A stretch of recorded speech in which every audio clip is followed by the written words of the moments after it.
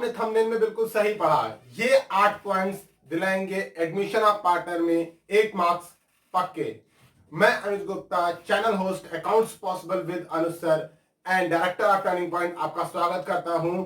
मैं आपको आज 8 पॉइंट की थ्योरम बताऊंगा जिसमें आप एडमिशन का क्वेश्चन आपके बोर्ड्स एग्जाम में बिल्कुल सही कर सकते हैं। तो देखते हैं वो 8 पॉइंट की थ्योरम क्या कहती है। हम लोग 2 चैप्टर कंप्लीट कर चुके हैं। पहला फंडामेंटल्स ऑफ पार्टनरशिप और दूसरा goodwill, nature and it's valuation. आज से हम लोग स्टार्ट कर रहे हैं। आज हमारी डे 1 क्लास है और चैप्टर है हमारा admission of new partner. So now without wasting the time let's start the class.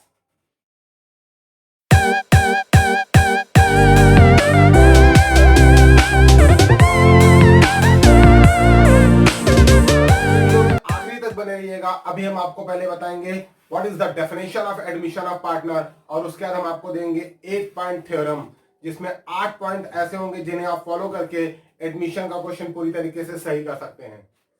Boards के पॉइंट ऑफ व्यू से एडमिशन ऑफ अ पार्टनर सबसे इंपॉर्टेंट चैप्टर है। सबसे इंपॉर्टेंट चैप्टर इसलिए ये है क्योंकि एक इससे फुल फ्लैश बड़ा क्वेश्चन आता है आपके एग्जाम में और एक 2 मार्क्स का या 1 मार्क्स का छोटा क्वेश्चन आता है, यानी 6 और 2 8 मार्क्स की वेटेज है इसकी। बहुत ही इंपॉर्टेंट चैप्टर है ये। आइए देखते हैं इसको कैसे स्टार्ट करेंगे। सबसे पहले हम लोग ये समझते हैं what is the mean of admission of a new partner. देखिए, admission of a new partner का मतलब है कि हम एक चलती हुई फर्म में किसी को नया पार्टनर बना रहे हैं। एक एग्जिस्टिंग फर्म में, जरूरी नहीं है कि वो पहले से ही एक एग्जिस्टिंग फर्म हो। एक सोल प्रोप्राइटरशिप में भी अगर आप किसी को एडमिट करते हैं तो वो पार्टनरशिप बन जाती है। तो जब भी हम किसी भी पार्टनर को, किसी भी नए बंदे को अपना एक पार्टनर ट्रीट करने लगते हैं, उसको हम पार्टनर बना लेते हैं, तो ये कंडीशन कहलाती है admission of a new partner. देखते हैं इसको थोड़ा डेफिनेशन वाइज समझते हैं। When all existing partner shows their consent. बहुत ध्यान से समझिएगा। When all existing partner, important word है all existing partners shows their consent to admit a new partner। कोई भी पार्टनर फर्म में तभी एडमिट हो सकता है जब पुराने एग्जिस्टिंग पार्टनर सब, ऑल, जब तक सबकी सहमति नहीं होती है। This is called admission of new partner.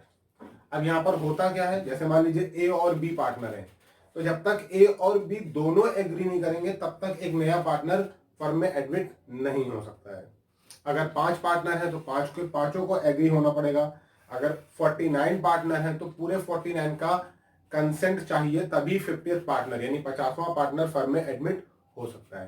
कहने का मतलब यह है कि यहां पर मेजोरिटी का कोई सीन नहीं है, सबका एग्री होना बहुत जरूरी है। अब इसके बाद होता क्या है, जैसे ही कोई नया पार्टनर फर्म में एडमिट होता है तो जो पुरानी फर्म होती है, पुरानी का मतलब ए और बी, मान लीजिए ओल्ड पार्टनर और सी को हमने एडमिट किया, तो ए और बी वाली फर्म बंद हो जाएगी और वहां से एक नई फर्म चालू होगी जो फर्म होगी ए, बी और सी की। इसी में आगे यहां पर हमने बताया है आपको, it is a situation of reconstitution of firm. यहां से फर्म रिकंस्टिट्यूट होती है यानी कि दोबारा बनती है।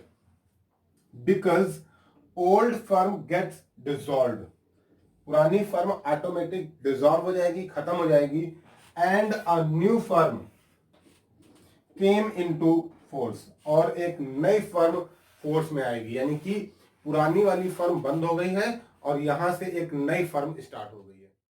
गाइस, अभी आपने देखा क्या होता है एडमिशन ऑफ पार्टनर, और अब हम लोग चलेंगे 8 पॉइंट थ्योरम पे 1 बाय 1 करके 8 पॉइंट को डिस्कस करेंगे और उसके बाद भी हम बोनस में यह सीखेंगे कि आखिरकार एक कंप्लीट क्वेश्चन को करने के लिए हमें कितना अकाउंटिंग ट्रीटमेंट करना पड़ता है। गाइस, एडमिशन ऑफ पार्टनर को लेकर बहुत ज्यादा गहमा गहमी रहती है, बहुत ही इंपॉर्टेंट चैप्टर है। यहां पर हम आपको 8 पॉइंट्स ऐसे बताएंगे जिसमें पूरा एडमिशन चैप्टर कवर होता है। यही 8 पॉइंट्स आपको आपके फाइनल क्वेश्चन में भी करने होते हैं।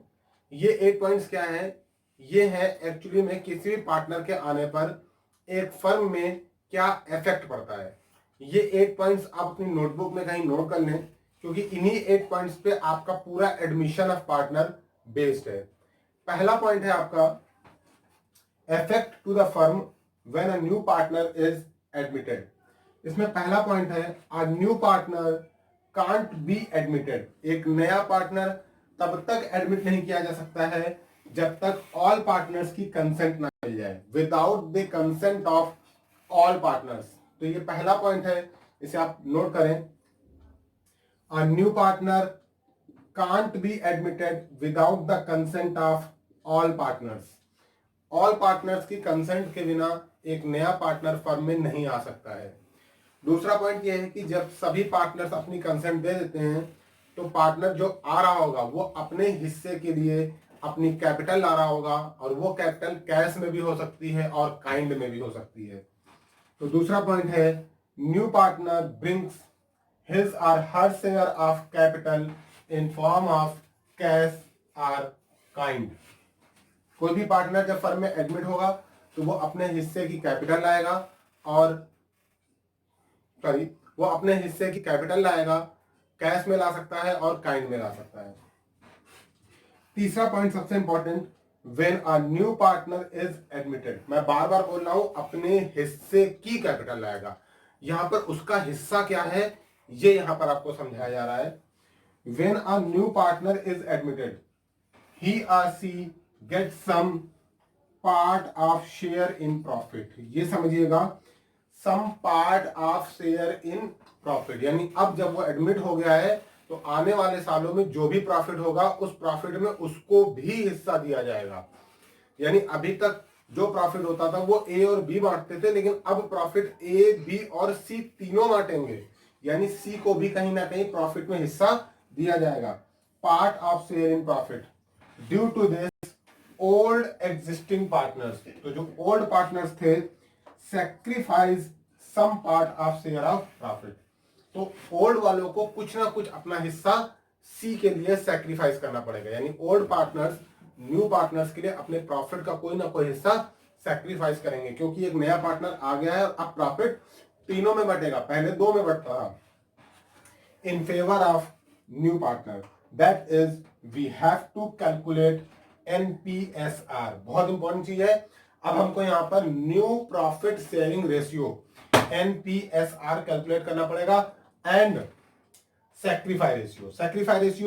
सैक्रिफाई कौन कर रहा है, ए और बी कर रहे हैं सी के आने पर, तो sacrifice ratio of old partners का सैक्रिफाई रेशियो कैलकुलेट करना पड़ेगा। ये तीसरा पॉइंट है।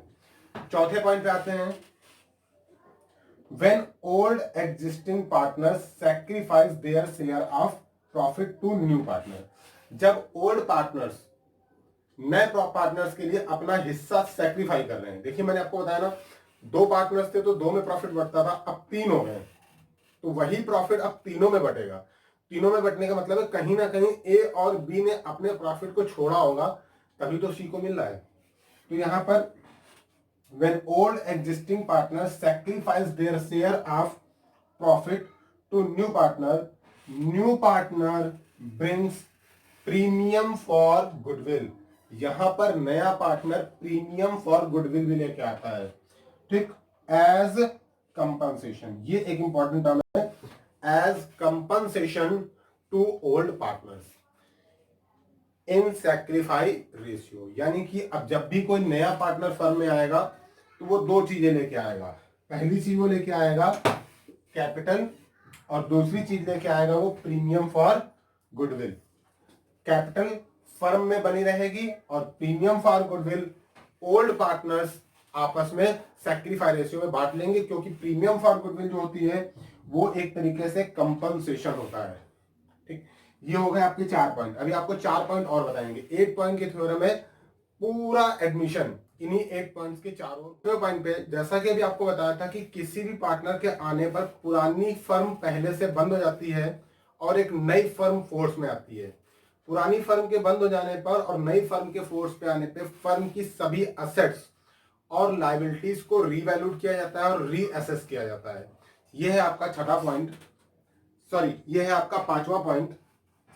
Eight the time of admission old firm gets dissolved, जो ओल्ड फर्म होती है वो अपने आप खत्म हो जाती है, and a new firm came into force, और एक नई फर्म फोर्स में आती है।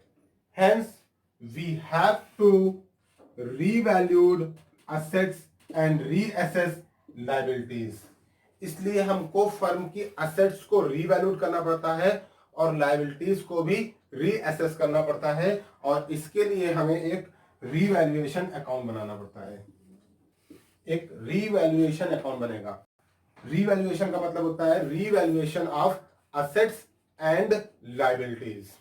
अब आते हैं सिक्स पॉइंट पे, reserves, undistributed profits, goodwill already appear in balance sheet and fictitious assets.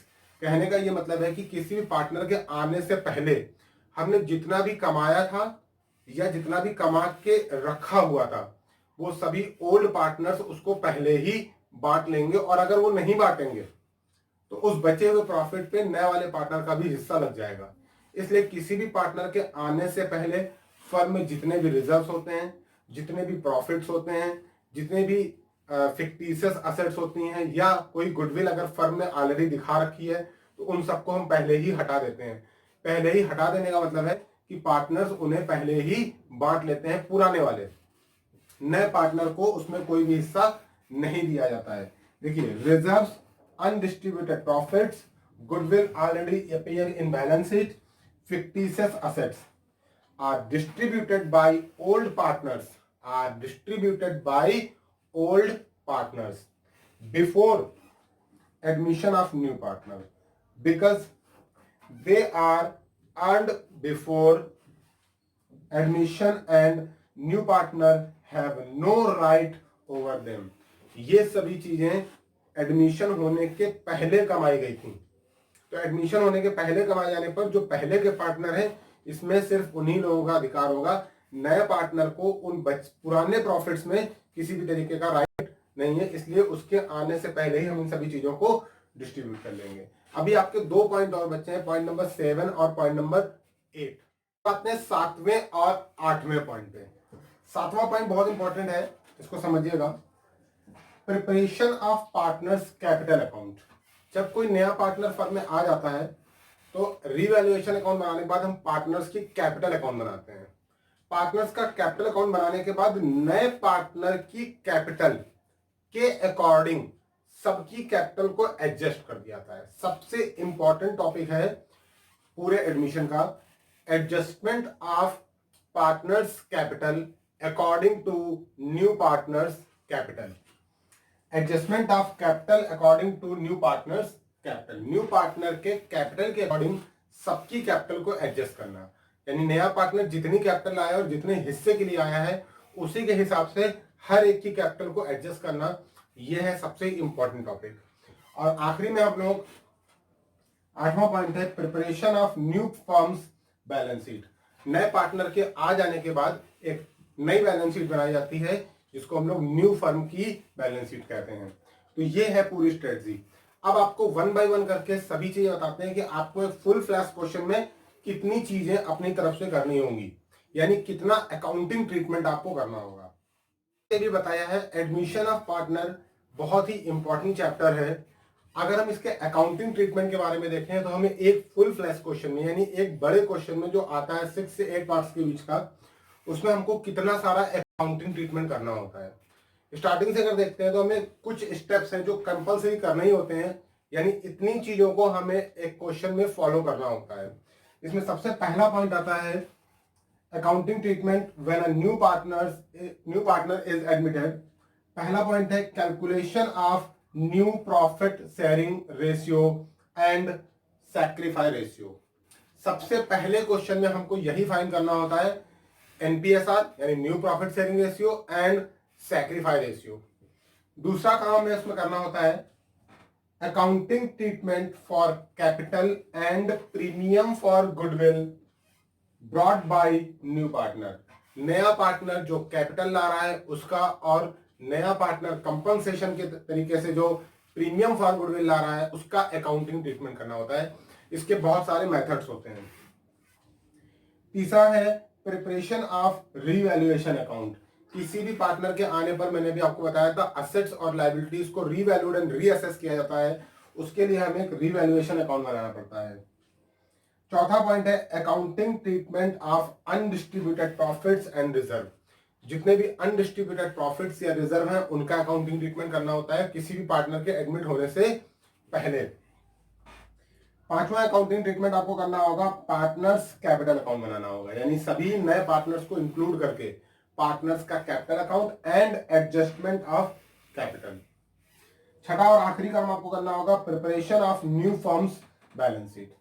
इतना प्रोसीजर आपको पूरा फॉलो करना पड़ेगा, तब आपका एक एडमिशन का क्वेश्चन कंप्लीटली तैयार हो पाएगा। एक बड़ा क्वेश्चन जो पेपर में आता है उसमें आपको इतने स्टेप्स फॉलो करने होंगे, यानी शुरुआत करनी होगी सबसे पहले वर्किंग नोट से, जहां पर आपको एनपीएसआर और सैक्रिफाइस रेशियो निकालना है। फिर गुडविल के ट्रीटमेंट को समझना है, नया पार्टनर गुडविल ला रहा है, नहीं ला रहा है, कितनी ला रहा है, आधी ला रहा है, बहुत सारे सेवरल केसेस होते हैं उसके। उसके बाद असेट्स और लायबिलिटीज का रिवैल्यूएशन एंड रीअसेसमेंट। फिर देखा जाता है कि फर्म में पहले से रिजर्व्स एंड प्रॉफिट्स तो नहीं है, उन्हें बांटना। उसके बाद नए पार्टनर्स की कैपिटल को मिलाते हुए नए पार्टनर्स का कैपिटल अकाउंट और पुराने पार्टनर्स का कैपिटल अकाउंट बनाना, और नए पार्टनर के हिसाब से सभी की कैपिटल को एडजस्ट करना, और अल्टीमेटली नई फर्म की बैलेंस शीट बनाना। ये सभी चीजें हम लोग 1 बाय 1 करके डे 1 डे 2 में पढ़ते चलेंगे। आज हमारी डे 1 की क्लास यहीं पर खत्म होगी। इसके बाद हम लोग प्रैक्टिकल क्वेश्चंस पे आएंगे। अमूमन क्वेश्चंस जो होंगे वो टीएस ग्रेवाल की बुक से कराएंगे और 1 बाय 1 करके सभी टॉपिक्स को कवर करेंगे। यानी डे 2 में हम लोग देखेंगे how to calculate new profit sharing ratio and sacrifice ratio when a new partner is admitted.